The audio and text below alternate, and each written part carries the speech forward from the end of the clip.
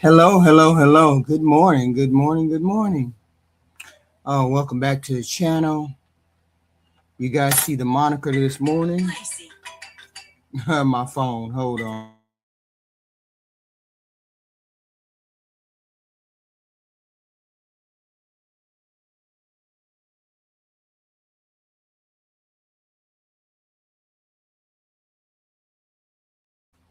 All right, I'm back. That was my phone. I don't know why people want to call me this morning, but welcome back to the channel. Welcome back. I was watching some of the latest polling, the latest coverage on the Texas Senate race, right? And one of the things stood out to me was the newest polling averages that have Talarico narrowly ahead of Ken Paxton. But almost every survey is still within the margin of error. Every survey.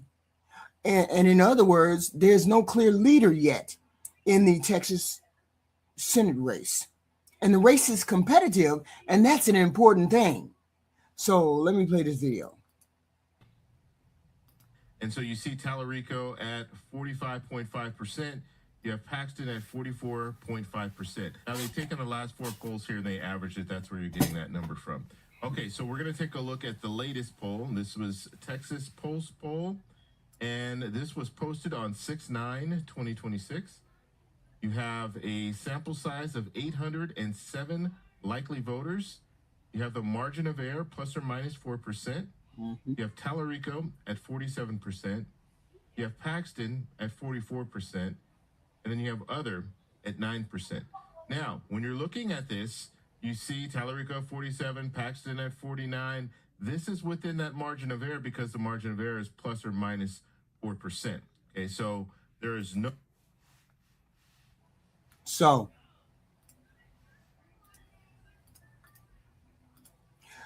the latest clips, the latest average has Talarico narrowly ahead, but the race remains within the margin of error. But that also raises a bigger question. What does beating Ken Paxton actually prove? Seriously, if James Talarico defeats Ken Paxton, what exactly are we supposed to learn from this lesson? Is it proof that Democrats have finally cracked the code in Texas? Is it proof that Talarico is some once-in-a-generation political talent? Or is it simply proof that voters eventually reach a point where enough is enough? Ken Paxton is trash. Just trash. I have to tell you, I don't see this race the way a lot of people do. I think James Talarico is probably the best candidates Democrats could put on the field. He's young, articulate, disciplined, and he can communicate a message without sounding like he's reading from a consultant's handbook.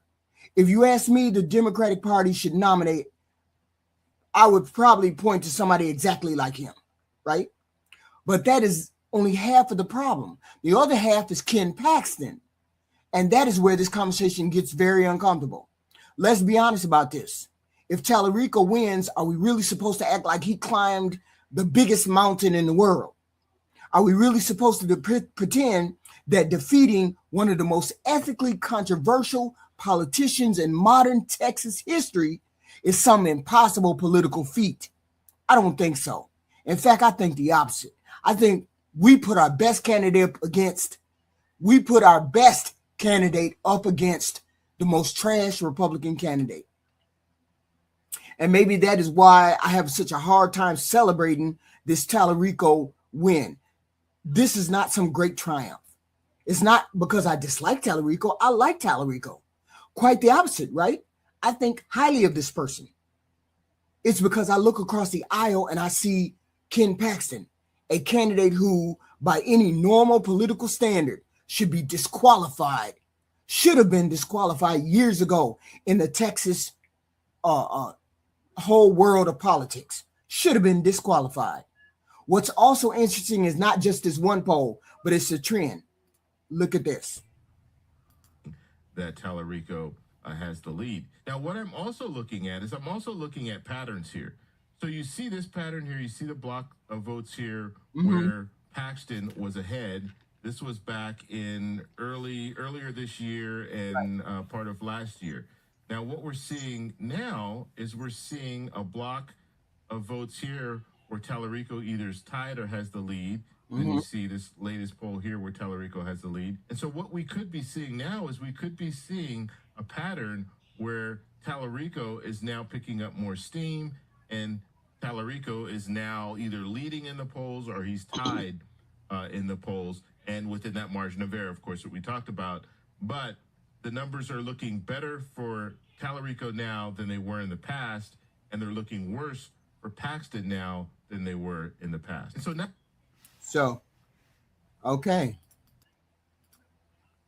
That right there is the story. Earlier this year, Paxton was leading. How could that candidate be leading? Y'all need to explain. You Texas people need to come down to the front because I don't understand how y'all even got that man into the lead. That's the story. Earlier this year, Paxton was leading. Leading what? And this is the conservative movement. This is the conservative pattern. And you have this morally bankrupt person in the lead. Now the pattern is shifting.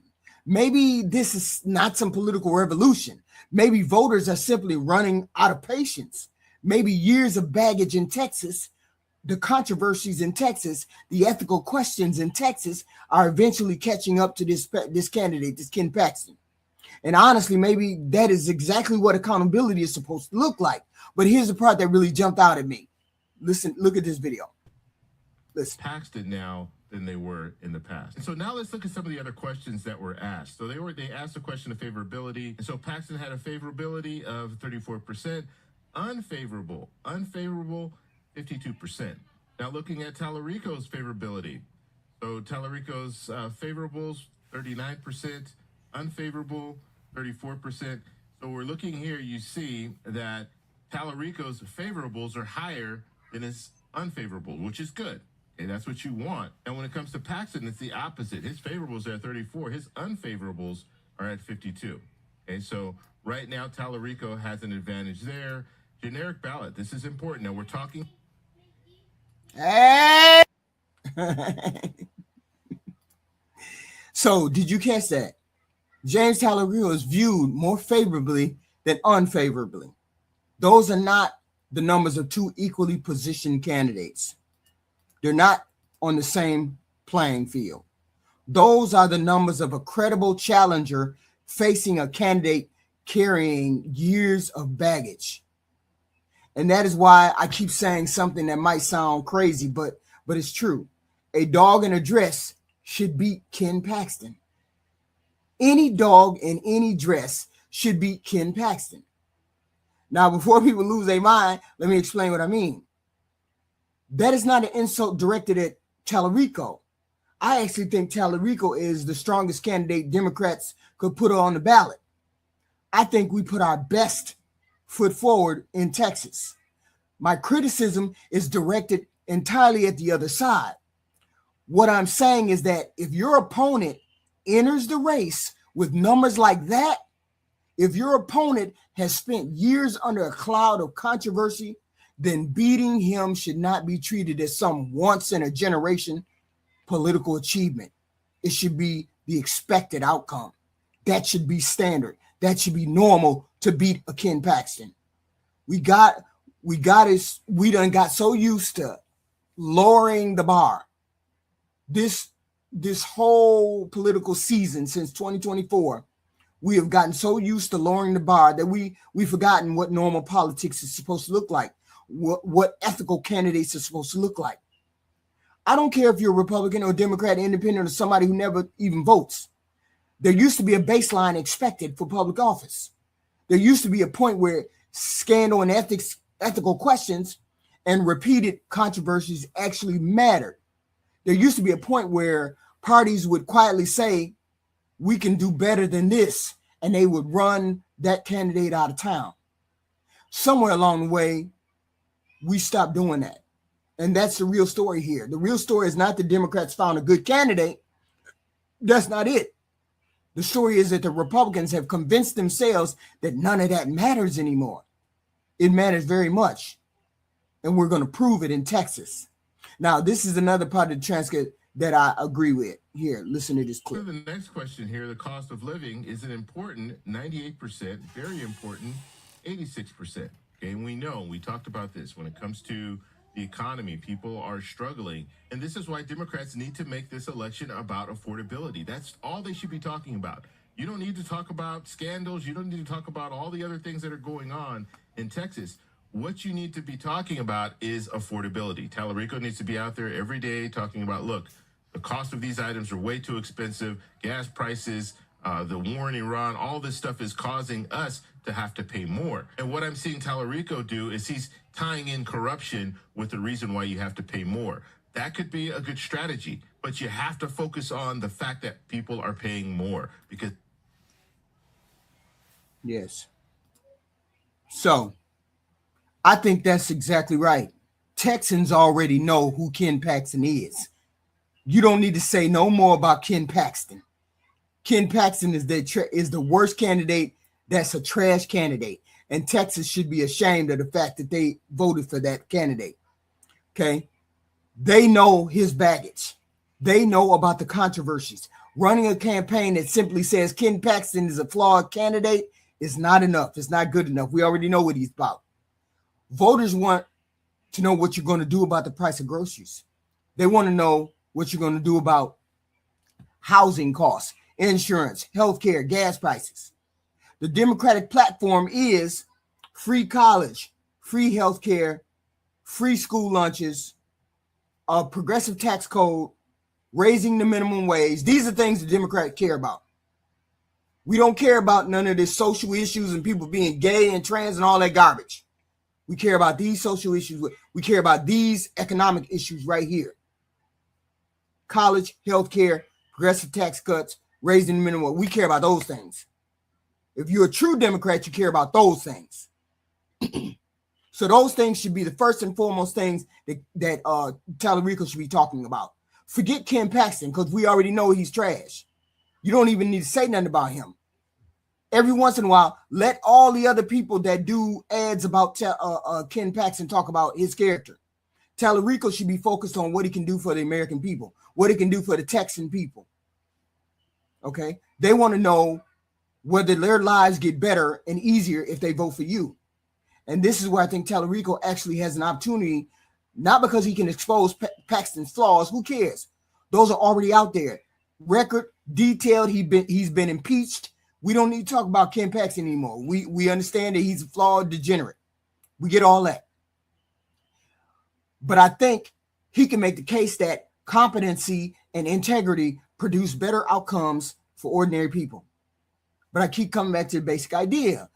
I almost wish the Republican nominee were somebody with an impeccable reputation, with a better reputation, somebody respected across the aisle, somebody you could disagree with politically, but still admire personally. People keep forgetting that's what a senator or congressman, those kind of people should be about. Somebody who's respected across the aisle, somebody who could disagree with politics, but still admire personally.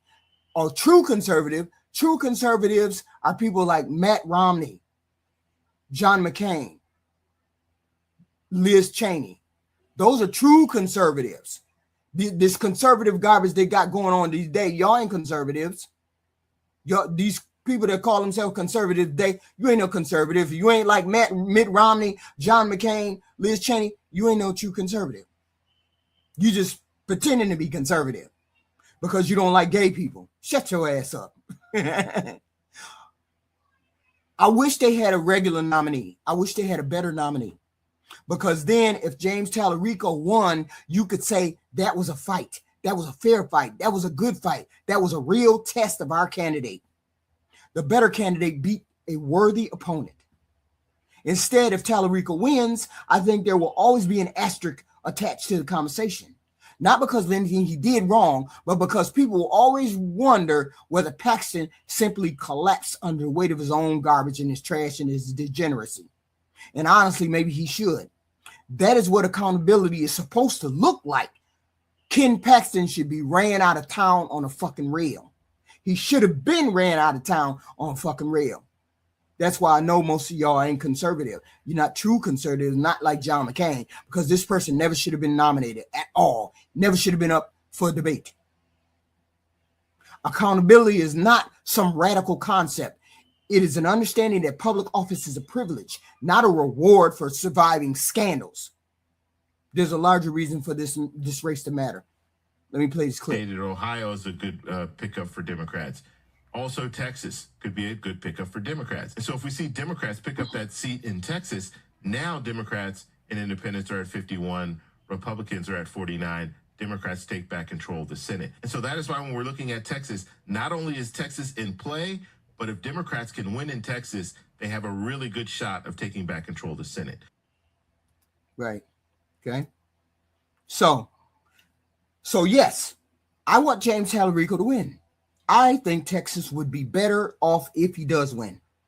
I think Democrats would be better off if he wins too. I think the country would be better off if he wins. But I'm not going to pretend that defeating Ken Paxton is the political equivalent of climbing Mount Everest or winning a gold medal. This is not David versus Goliath.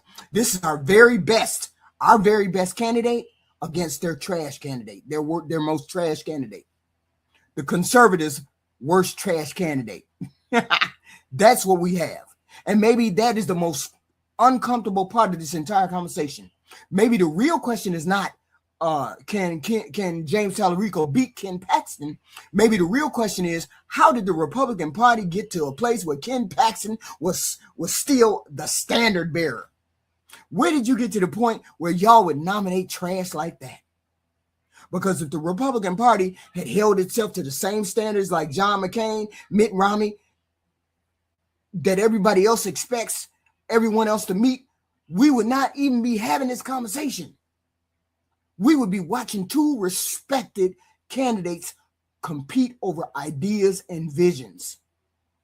The last time I saw that happen was John McCain against Barack Obama. That was the last time I saw a respectable debate about ideas. John McCain, true conservative, against Barack Obama. That's the last time I done seen that. Instead, we're debating whether it would be impressive to defeat one of the most politically damaged trash figures in Texas politics. I don't think it should be. I think it should simply be the expected outcome of a functioning democracy. And maybe that is my answer to the question. What does beating Ken Paxton actually prove? It doesn't prove a damn thing. It doesn't prove that James Talarico is a miracle worker. It doesn't prove Democrats pulled off the impossible. It doesn't even prove that Texas has fundamentally changed.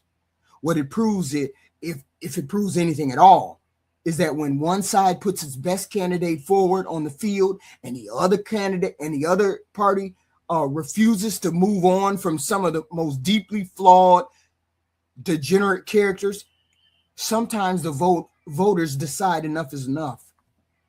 And frankly, this is not a miracle if James Talarico wins. It's just that this is how it should be. This is how it should happen. James Talarico should beat Ken Paxton.